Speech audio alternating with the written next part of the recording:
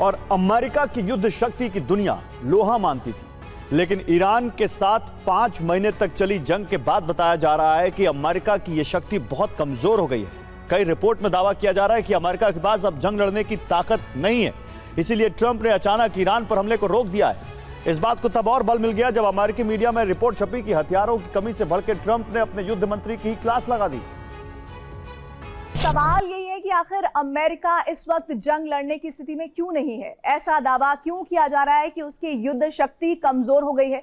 Pentagon की ऐसी कौन सी कमजोरी सामने आ गई है जिससे ट्रंप के क्रोध का ब्लास्ट हो गया है। आज हम आपको व्हाइट हाउस के अंदर की रिपोर्ट दिखाने जा रहे हैं। 2 अगस्त 2026।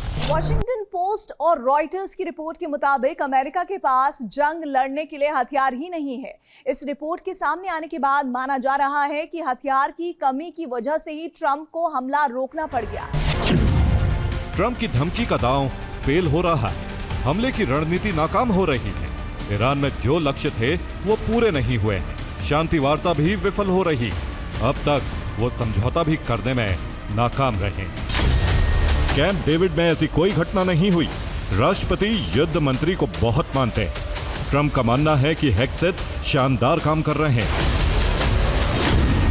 ट्रंप ने कहा है कि अमेरिका के पास हथियारों का बड़ा जखीरा मौजूद है। अमेरिकी कंपनियां तेजी से हथियारों का निर्माण भी कर रही हैं।